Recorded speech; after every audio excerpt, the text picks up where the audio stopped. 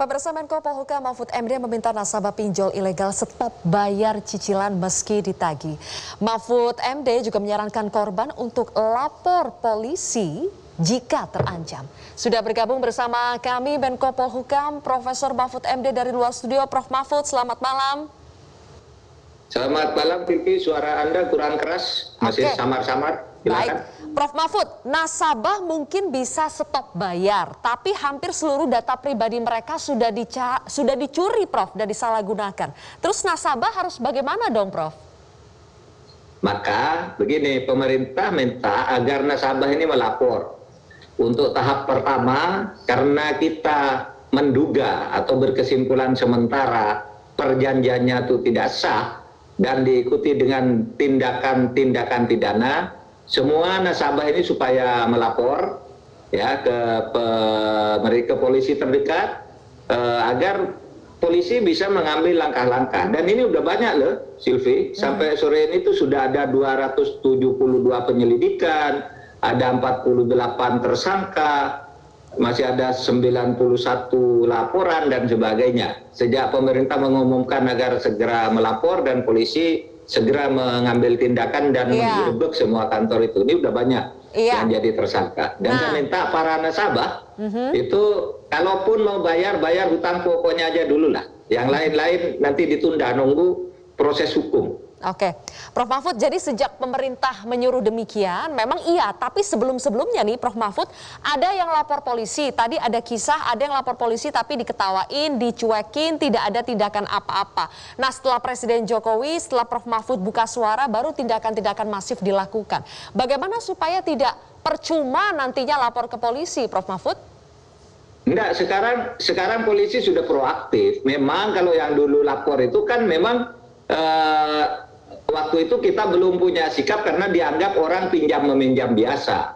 Nah sekarang kita sudah koordinasi dengan BI, koordinasi dengan Menkominfo, koordinasi dengan Ketua OJK, kemudian Wamenkumham, Kejaksaan Agung dan Bareskrim.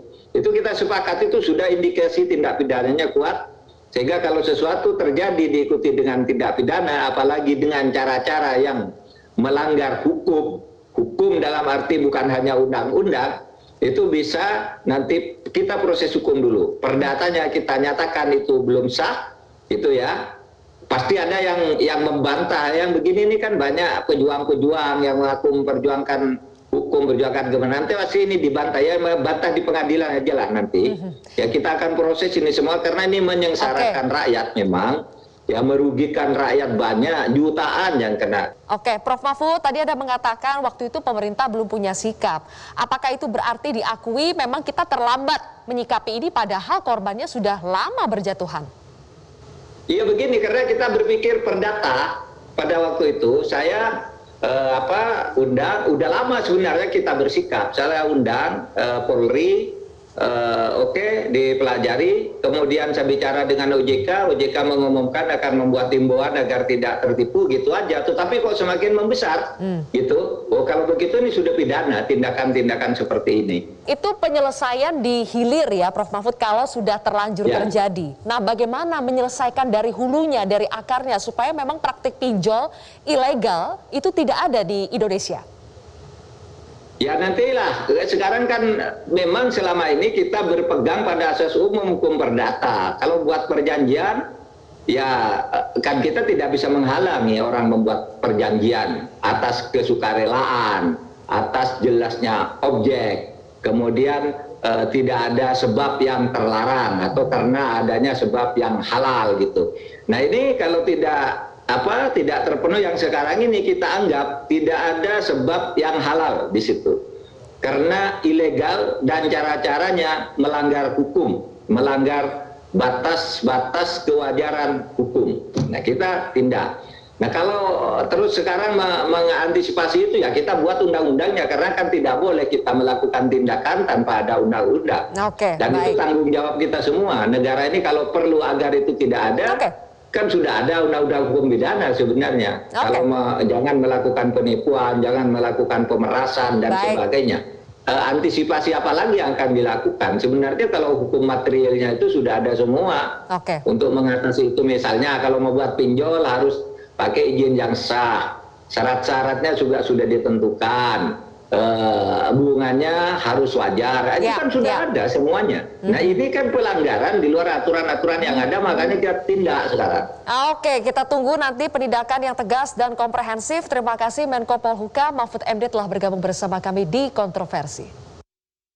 Baik, bagaimana kalau secara hulu, penyelesaian secara hulu Pak Ruby? Tadi saya berbicara soal server pinjol ilegal yang sebagian besar berada di luar negeri. Kita lihat datanya, tolong ditampilkan grafisnya teman-teman. Apakah benar karena banyak yang di luar negeri, uangnya juga mengalir dari luar negeri, makanya ini sulit untuk diberantas? Tidak benar. Jadi mau servernya di negara manapun pasti bisa dilacak dan antar penegak hukum simpel kok. Udah ada badannya yaitu Interpol untuk saling komunikasi. Dan kebetulan kalau Polri pun mau, Polri bisa meminta bantuan pihak polisian Cina sekalipun karena Polri itu sangat banyak mengungkap kasus-kasus penipuan warga Cina yang dilakukan oleh warga Cina di beroperasi di Indonesia. Itu dari tahun 2011 dengan Pak Helmi kita sering banyak mengungkap kasus itu, sehingga bisa saling kerjasama antara polisian ataupun menggunakan Interpol. Jadi tidak ada alasan ya servernya mau dimanapun? Tidak ada alasan, dan cybercrime merupakan salah satu fokus utama yang di Interpol. Oke, berarti apa yang harus dilakukan selanjutnya Pak Ruby kalau misalnya menempuh jalur ke polisi itu kan sudah terlanjur ya? Nah, dari awal itu apa yang harus dilakukan? Apakah memang ini persoalan teknologinya, aturannya, undang-undangnya atau apa? Oke, tadi saya mau coba menanggapi juga dari AFPI. AFPI tadi bilang kalau ada bersikapnya lumayan banyak pasif tadi ternyata ya, walaupun ada pengawasan. Tadi disebut juga AFPI kalau ada masyarakat ada aplikasi fintech yang legal tapi mengambil data-data pribadinya, itu bisa dilaporkan ke AFPI. Nah, menurut saya kan tadi kita udah bahas, itu adalah permission yang waktu saat diinstal. Berarti mestinya yang AFPI untuk hal ini nggak perlu pasif, bisa melakukan proses aktif mengecek. Kan total tadi 106 aplikasi aja, mengecek hal tersebut nggak sampai sehari selesai kok. Yaitu apakah aplikasi-aplikasi yang ada di Play Store yang resmi itu dicek oleh mereka, oleh AFPI ataupun oleh OJK yang punya satgasnya, itu ngecek mereka punya permission yang sesuai apa enggak, itu sebentar banget. Nah, jadi saya sangat menyayangkan kalau tadi ada banyak sikap dari AFPI dan juga OJK yang bersifat pasif. Masyarakat atau korban ya silakan lapor. Nah, itu menurut saya salah kaprah. Tapi tidak ditangkepin, Pak. Pak Sunu gimana Pak Sunu? Saya kira gini, memang Kalau perlu malam ini tak suruh lapor semua udah itu. kritik Korban kita itu. pada AFPI dan para OJK adalah karena pasifnya itu. Betul. Karena kita harapkan ada yang aktif karena secara ekspertis AFPI sama OJK punya keahlian Pasti. itu.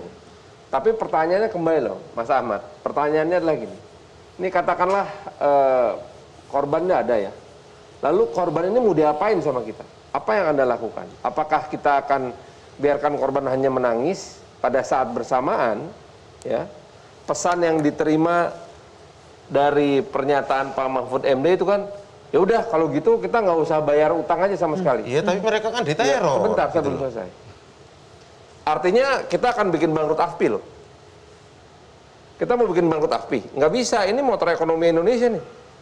Jangan dibiarin nih. Artinya kan gini, ada tanggung jawab yang mesti dilakukan terhadap 28.000 ini, edukasinya apa? Bayar apa enggak?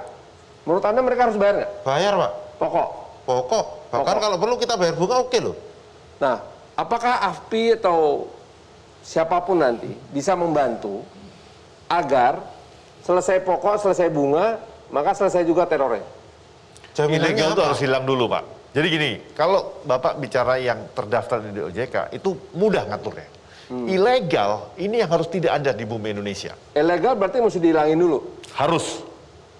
Kalau ilegal dihilangin berarti utang hilang dong. Gini, Pak, bukan masalah utang hilang gitu loh. Korban kita, orang-orang kita itu bukan nggak mau bayar.